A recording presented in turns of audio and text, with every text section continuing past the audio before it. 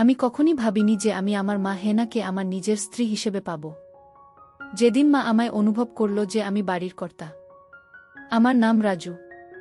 কয়েক মাস আগে আমার বাবা মারা গেছেন, কিন্তু আমার আর মায়ের জন্য সবকিছুই রেখে গিয়েছিলেন। আমাদের জন্য একটি বাড়ি এবং ব্যাংকে বেশ ভালোমতো টাকা পয়সা রেখে গিয়েছিলেন। আমি একটি রাজ্য সরকারের কর্মচারী আর আমার মাইনে বেশ ভালো ছিল। ঘরের কাজ করতে আমার একদমই ভালো লাগতো না, আর আমার জীবন অফিস আর পাড়ায় আড্ডা মেরেই কেটে যেত। আমি কখনই বাড়ি নিয়ে মাথা ঘামাই না। আমার বাবা বাড়ির বাইরের কাজকর্ম দেখত আর মা বাড়ির ভিতরের দায়িত্ব নিত। তাই আমি কোনো চাপ ছাড়াই জীবন যাপন করছিলাম। কিন্তু যেদিন আমার বাবা আমাদের ছেড়ে চলে গেলেন, তখন আমি বুঝতে পারি যে মাকে সমস্ত কাজ করতে হয়। মা কিছু না বলেই প্রায় 1 মাসের উপর সব দিক সামলাচ্ছিল এবং কখনো অভিযোগ করেনি। কিন্তু একদিন মা আমার উপর অনেক চেঁচিয়েছিল। মা আমার উপর রেগে বলেছিল, তুই একটা দায়িত্বজ্ঞানহীন ছেলে। তোর বাবার অবর্তমানে তুই বাড়ির কর্তা, তাই তোকে পরিবারের সমস্ত কাজকর্মের দায়িত্ব নেওয়া উচিত। মায়ের জন্য আমার খারাপ লাগলো এবং তখন থেকে আমি বাড়ির সব কাজকর্ম করতে শুরু করলাম আর মাকে সবভাবে সাহায্য করতে লাগলাম। আমি বাড়ির বাইরের সমস্ত কাজ করতে লাগলাম এবং মা আর কখনো অভিযোগ করেনি। মা খুব খুশি হয়েছিল। প্রতিটি জিনিস ভালো চলছিল যতক্ষণ না বুঝলাম মাও একজন মহিলা। আমার এখনও সেই দিনটি মনে আছে। আমি কাজ থেকে তাড়াতাড়ি এসেছি এবং যেহেতু মা আমার জন্য দরজা খোলেনি, আমি আমার চাবিটি দিয়ে দরজা খুলে বাড়ি ঢুকলাম। বাথরুম থেকে শাওয়ারের আওয়াজ আসছে। আমি আমার সমস্ত জিনিসপত্র রাখার জন্য আমার ঘরে গেলাম। কিছুক্ষণ পরে শাওয়ারের আওয়াজ থামল এবং বুঝলাম মা তার ঘরে ঢুকল। আমি আমার ঘর থেকে বেরিয়ে মায়ের ঘরের দিকে যাচ্ছিলাম। মায়ের ঘরের দরজায় গিয়ে দেখলাম যে দরজাটি ঠিকভাবে বন্ধ করা হয়নি। দরজার ফাঁক দিয়ে ঘরের ভেতর তা দেখা যাচ্ছিল। মা একসেট হয়ে দাঁড়িয়ে আছে। সদ্য স্নান করার জন্য মায়ের মাথার চুল ভিজে ছিল আর সারা গায়ে জলের ফোঁটা লেগেছিল। দেখে আমার জ্ঞান হারাবার অবস্থা। মায়ের নজরে আসার আগে আমি একটু জোরে মা বলে ডেকে নিলাম। মা সঙ্গে সঙ্গে গুছিয়ে নিয়ে দরজা খুলে জিজ্ঞেস করল, রাজু, কখন এলি তুই? আমি তো বুঝতেই পারিনি। আমি বললাম, এই কিছুক্ষণ আগে এসেছি। সব বাজার রান্না ঘরে রেখে দিয়েছি। তারপর আমি আর মা কিছুক্ষণ স্বাভাবিক কথাবার্তা বললাম। আমার মায়ের সেই দৃশ্যের পরে আমি আর নিজেকে ধরে রাখতে পারলাম না। এরপর থেকে আমি মাঝে মাঝেই মাকে একসেট অবস্থায় দেখতাম। মায়ের প্রতি দিন দিন আমার আকর্ষণ বাড়তে থাকে এবং আমি সব সময় মায়ের একসেট দেখার সুযোগ খুঁজতে শুরু করি। এমনকি আমি মায়ের সম্পর্কে চিন্তাভাবনা করা ও শুরু করেছি। মাঝে মাঝে মাকে চিন্তা করে শুরু করি। এই মুহূর্তে আমি বুঝতে পারি যে বাবা আমাকে বাড়ি এবং নগদ ছাড়া অন্য আরেকটা জিনিস রেখে গেছেন। সেটা হলো আমার মা এবং তার সুন্দর সমস্ত উত্তরাধিকার এর সেরা সম্পত্তি। এক রাতে আমরা টিভিতে একটি হিন্দি সিনেমা দেখছিলাম। এটি বিবাহবহির্ভূত সম্পর্কের স্বল্প বাজেটের সিনেমা ছিল। সিনেমাটায় অনেক দৃশ্য ছিল, যদিও পুরো দৃশ্য ছিল না, কিন্তু নায়িকার ডিপ কাট, নায়কের নায়িকাকে দৃশ্য বা নায়িকার দৃশ্যগুলো খুব ছিল। সিনেমাটা দেখতে দেখতে আমরা দুজনেই খুব হলাম। আমি দেখতে পাচ্ছিলাম যে মা খুব হয়ে ভারী শ্বাস নিচ্ছে। সিনেমার পরে আমরা সিনেমাটা সম্পর্কে কিছুটা আলোচনা করলাম এবং তারপরে আমরা আমাদের ঘরে চলে গেলাম। আমি এতটাই বিভোর ছিলাম যে ঘরে এসে আমার কিন্তু তারপরেও ঘুমোতে পারলাম না। সিনেমা এবং আমার মাকে নিয়ে ভাবতে ভাবতে হাতের কাজ করলাম। আমি দেখলাম যে আমাকে কিছু করতে হবে। আমি চিন্তা করলাম, যেহেতু আমি বাড়ির কর্তা, তাই বাড়ির মহিলাকে আমার কর্ত্রী বানাতে হবে। আমি আমার বাড়ির মহিলাকে সন্তুষ্ট করব এবং সে আমাকে সন্তুষ্ট করবে। আমি এটাও জানতাম যে মহিলাটি আমার মা এবং সে আমাকে তার অংশীদার হিসাবে গ্রহণ করবে না। আমি সেটা মাকে বোঝালেও সে সেটাতে রাজি হবে না, তাই সবচেয়ে ভালো জিনিস হবে প্রথমবার মাকে জোর করা। একবার যদি মাকে জোরে করে আনতে পারি তাহলে সে পরে আমাকে তার প্রেমিক হতে দেবে। এইসব ভাবতে ভাবতেই আমার আবার শক্ত হয়ে গেল। আমি আস্তে আস্তে আমার ঘর থেকে বের হয়ে মায়ের ঘরে চলে গেলাম। দরজা বন্ধ থাকলেও লক করা ছিল না। আমি দরজা খুলে মায়ের ঘরে ঢুকলাম। মায়ের ঘরে নাইট ল্যাম্প জ্বালা ছিল। মা দেওয়ালের দিকে মুখ করে শুয়ে আছে। আমি এগিয়ে দেখলাম যে মায়ের দুটো জেন বেরিয়ে আসছে। মায়ের খুব সুন্দর এবং ধীরে ধীরে মায়ের নিঃশ্বাসের তালে তালে সেটা কাঁপছে। আমার বাবা মারা যাওয়ার পরে থেকে মা একা একা শুতো। আমি স্থির করলাম যে যদি কখনো মায়ের সাথে আমি তবে সেটা আমার বিছানায় হবে। কারণ ওই বিছানাতেই বাবা বেঁচে থাকার সময় মা বাবা, কারণ আমি চাইছিলাম মাকে আমার কর্ত্রী বানিয়ে একই বিছানায়। এরপর আমি মায়ের হাতটি ধরে বিছানা থেকে টেনে নামিয়ে তাড়াতাড়ি আমার ঘরে নিয়ে এলাম। মা ঘুমের ঘরে কিছু বোঝার আগেই আমার ঘরে এনে দরজাটা লক করে দিলাম। মা থতমতভাবে আমার দিকে জিজ্ঞেস করল, কি করছিস? আমি কিছু না বলে মায়ের টানতে লাগলাম। মা দুহাতে করে ধরে আছে যাতে আমি সেটা খুলতে না পারি। কিন্তু আমি তখন পাগলে হয়ে আরও জোরে টানতে লাগলাম আর মায়ের সব চেষ্টা ব্যর্থ হয়ে গেল। মা এবার বুঝতে পারছিল যে কি হতে চলেছে। মাকে ওই অবস্থায় দেখে আমার ফেটে বেরোতে চাইছিল। এরপর মাকে কাছে টেনে নিতেই মা আমাকে ধাক্কা দিতে শুরু করল। মা নিজের মুখটা সরিয়ে নেওয়ার চেষ্টা করছিল, কিন্তু আমি দুহাতে মাকে ধরে বসিয়ে দিলাম। মায়ের বাধা দেওয়ার শক্তি যেন কমে গেল। মা চুপচাপ দাঁড়িয়ে রইল। কিছুক্ষণ পরে যখন মাকে ছেড়ে দিলাম, তখন মা তাড়াতাড়ি ঘরে থেকে বেরোবার জন্য দরজার দিকে যেতে লাগল। আমি দৌড়ে মায়ের দিকে গেলাম এবং এক হাত দিয়ে মায়ের ধরে আবার বিছানার কাছে নিয়ে এলাম।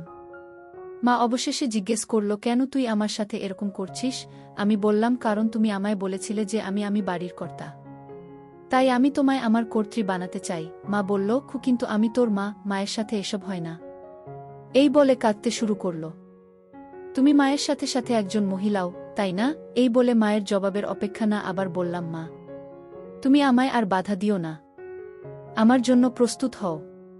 কাঁদতে কাঁদতে মা বিছানায় চিৎকার করে বলল, তুই কি চাস আমার থেকে? আমি কিছুই বললাম না, শুধু কাজ চালিয়ে গেলাম। মা কাঁদতে কাঁদতে বলল, এরকম করিস না, আমি তোর মা হই। আমি মায়ের মুখের দিকে তাকিয়ে বললাম, এবার থেকে তুমি আমার জীবন সঙ্গিনী ও হবে। পরের দিন সকালে যখন উঠলাম, মাকে বিছানায় দেখলাম না। আমি তখনও আমার বিছানা ছিলাম। আমার এখনও মেঝেতে রয়েছে, তবে আমার মায়ের চিহ্ন নেই। এক মুহূর্তের জন্য আমি ভাবলাম যে আমি কি স্বপ্ন দেখছিলাম, কিন্তু তারপর যখন বিছানায় দেখলাম যে দাগ, তখন বুঝতে পারি যে এটি স্বপ্ন নয়, আমি সত্যি করেই মাকে। রাতে আমি তখন খুব অপরাধবোধ অনুভব করলাম। আমার ঘরের বাইরে হাঁটার মতো সাহস আমি পেলাম না। আমি যতক্ষণ পারলাম ঘরের মধ্যেই থাকলাম। এটা ভালো যে সেদিনটা রবিবার ছিল। কয়েক ঘন্টা পরে আমার মা দুপুরের দিকে আমার ঘরে এসে আমায় ডেকে বলল, অনেক বেলা হয়ে গেছে, তাড়াতাড়ি ঘুম থেকে উঠে পড়। মায়ের ডাক শোনার পরে আমার মধ্যে কিছুটা আত্মবিশ্বাস ফিরে এলো। আমি তাড়াতাড়ি বাথরুমের কাজ করে আবার নিজের ঘরে চলে এলাম। আমি আমার মাকে আরও বেশি সময় এড়াতে চেষ্টা করেছি যতক্ষণ না সে আমাকে আমার লাঞ্চ খেতে ডেকেছিল। সেই দিনটি আমাদের দুজনের জন্য এক ভয়াবহ দিন ছিল। আমরা কখনই কোনো কথা বলিনি। এইভাবে আরও কয়েকদিন পার হলো, যেখানে আমি আর মা দুজন দুজনকে এড়িয়ে চলতে লাগলাম। যেহেতু আমি চাকরি করি, তাই অনেকটা সময় আমি বাড়ির বাইরে থাকতাম। না হলে এরকম পরিস্থিতিতে আমি হয়তো পাগল হয়ে যেতাম। এই সময়ে মা ও আমাদের প্রতিবেশী এবং নিকটাত্মীয়দের সাথে অনেক সময় দিত। সম্ভবত আমার থেকে দূরে থাকার জন্যই মা এটা করত বলে আমার ধারণা। প্রায় 1 মাস শেষ হবার পরে আমি ঠিক করলাম এইভাবে চলতে পারে না এবং আমাকেই কিছু একটা করতে হবে। বৃহস্পতিবার আমাদের রাতের খাবারের পরে আমি মাকে বললাম, মা আমি খুব দুঃখিত এবং আমি কখনোই তোমাকে আঘাত করার জন্য এটা করিনি। আমি সত্যি তোমায় খুব ভালোবাসি। মা আমার দিকে তাকিয়ে তারপর কান্নায় ফেটে পড়ল। আমার খুব খারাপ লাগছিল। স্বাভাবিক অবস্থায় ফিরে আসতে আরও 2 দিন লেগেছিল। আমাদের মাছেলের সংস্কারের স্বাভাবিকতা কখনই ফিরে আসেনি। মা সর্বদা আমার কাছ থেকে দূরে থাকার চেষ্টা করেছিল এবং যখন পরিবর্তন করত অথবা ঘুমাতে যেত সবসময় নিজের ঘরের দরজা লক করত। প্রায় 3 মাস আমরা আমাদের জীবনকে এভাবেই কাটালাম। কিছুদিন পরে জিনিসগুলি স্বাভাবিক হওয়ার পরে আরও 2 সপ্তাহ পরে আমার মা তার বন্ধুদের সাথে একটি সিনেমাতে যায়। আমি জানতাম যে মা একটি মুভিতে যাচ্ছেন, কারণ মা আমার কাছ থেকে কিছু টাকা নিয়েছিল। আমিও নিজের কাজের জন্য শহরের বাইরে একটা ট্রিপে গেলাম। 2 দিন পরে যখন আমি আমার ট্রিপ থেকে ফিরে এলাম, যখন দেখলাম যে বাড়ির পরিবেশটা অনেকটাই আলাদা হয়ে গেছে। আমার মা খুব সুন্দর একটি শাড়ি পরেছে এবং তার চুলে ফুল লাগিয়েছে। সাধারণত বিধবা মহিলারা তাদের চুলে ফুল কখনো লাগায় না। মায়ের মনও খুব ভালো মেজাজে আছে বলে মনে হচ্ছে। আমি খুশি হয়েছি, কিন্তু মাকে এইভাবে দেখে হতবাক হয়েছি। আমি ঘরে এসে মায়ের জন্য আনা মিষ্টি মায়ের হাতে দিলাম আর মা হাসি মুখে সেটা নিল। মা আমার ট্রিপের ব্যাপারে অনেক কিছু জিজ্ঞাসা করল। আমি বুঝলাম যে মা আমায় ভালোভাবে গ্রহণ করেছে। আস্তে আস্তে আমিও অনেক স্বাভাবিকভাবে মায়ের সাথে কথা বলতে লাগলাম। আর মাকে খুব ভালোভাবে দেখতে লাগলাম। আমি খুশি হলাম যে মা স্বাভাবিক অবস্থায় ফিরে এসেছে। রাতের খাবারের পরে মা আমায় স্নান করে আসতে বলল। আমি অবাক হয়ে মাকে জিজ্ঞাসা করলাম, আমি এত রাতে স্নান করে কি করব? মা গম্ভীরভাবে বলল, আমি যখন বলছি তখন তুই স্নান করে আয়। আমি অনিচ্ছা সত্ত্বেও স্নান করতে গেলাম, কারণ আমি মাকে আর রাগাতে চাইছিলাম না। আমি স্নান করে ঘরে আসতে মা আমায় বলল, নতুন গেঞ্জি পরে ঘরে শুয়ে থাকতে বলল। আমি মাকে বললাম, মা আমার এখন ঘুম আসছে না। মা আমায় বলল, আমি যা বলছি সেটা তুই কর, অত প্রশ্ন করতে হবে না। আমি মাকে রাগাতে চাইলাম না, তাই নতুন গেঞ্জি পরে ঘরে এসে বিছানায় শুয়ে থাকলাম। চোখ বোধ করে চিন্তা করতে লাগলাম মায়ের এরকম পরিবর্তনের কারণটা কি। কিছুক্ষণ পরে দরজার আওয়াজ পেয়ে দেখলাম মা হাতে একটা মিল্কের গ্লাস নিয়ে আমার ঘরে ঢুকল। মা একটা সুন্দর হলুদ শাড়ি পরেছিল। শাড়িটা অনেকটা নিচে করে পরেছিল, তাই মায়ের সুন্দর দেখতে পেলাম। আমি মাকে এভাবে দেখে হতবাক হয়ে গেলাম। মা যেন ঠিক এক নববধূর মতো আমার ঘরে ঢুকল, কারণ সাধারণত নববধূ রায় হাতে মিল্কের গ্লাস দিয়ে এইভাবে ঘরে প্রবেশ করে। এক মুহূর্তের জন্য আমি ভাবলাম যে এটা হতে পারে না। আমি আমার চোখকে বিশ্বাস করতে পারছি না। আমি যাকে চেষ্টা করেছিলাম সে আবার আমার কাছে আসার চেষ্টা করছে কেন?